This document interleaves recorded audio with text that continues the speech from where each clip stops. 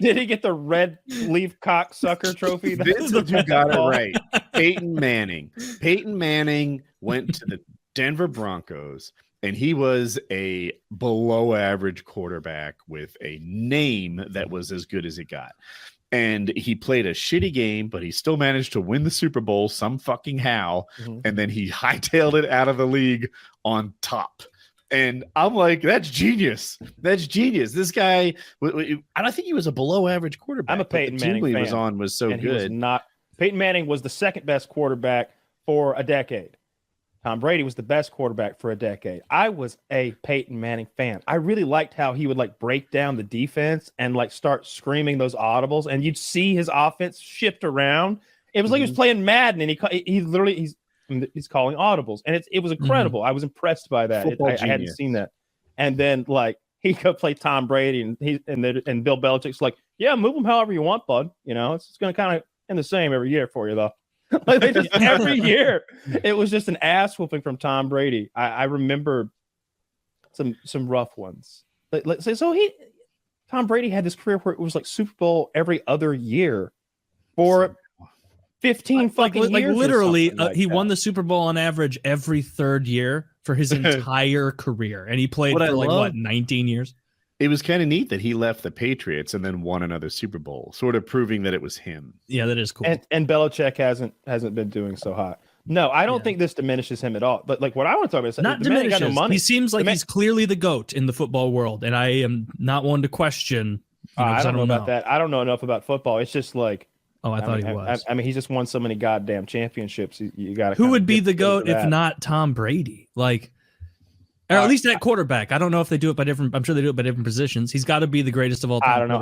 I've heard people make a lot of different arguments from Terry Bradshaw to Dan Marino, but I don't know enough about football. The only sport where there's no argument at all about who's the best is hockey. Seems like every other sport they have like, well, there's Jordan, there's LeBron, there's Tiger Woods, there's Phil Mickelson. I can prove you wrong. Who? Michael Phelps. That's a good point. I said sports. Tiger Woods. You said sports. Okay, you got me. What about that other guy, Ryan Swimman? There is a Ryan Lochte, but he's not even. That's close. What it was. They call him the Loch Ness Monster. Yeah, I mean, I think that would be a better name if he had a nickname. You've got different eras sometimes, often in every sport, really, right? Like boxing and baseball and everything. Like what made Babe Ruth so good, like in 1907, was he just he put into the game? Because he was getting pitched to by a fucking one-eyed painter.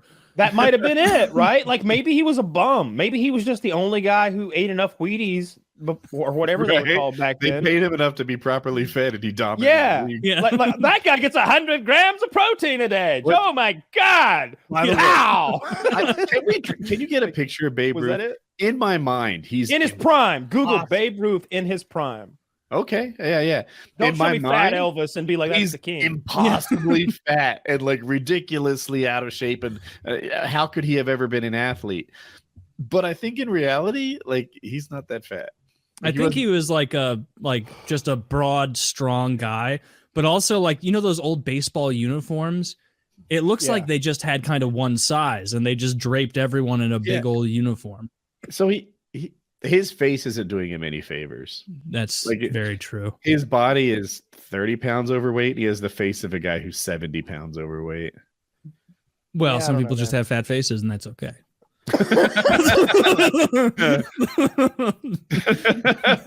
and that's okay sometimes if that's just your faces. If I had to bet though, if Babe Ruth was going to have to face, I don't know, the Braves starting lineup, I bet he's getting smoked. I bet he's going 0 for 4 on the day.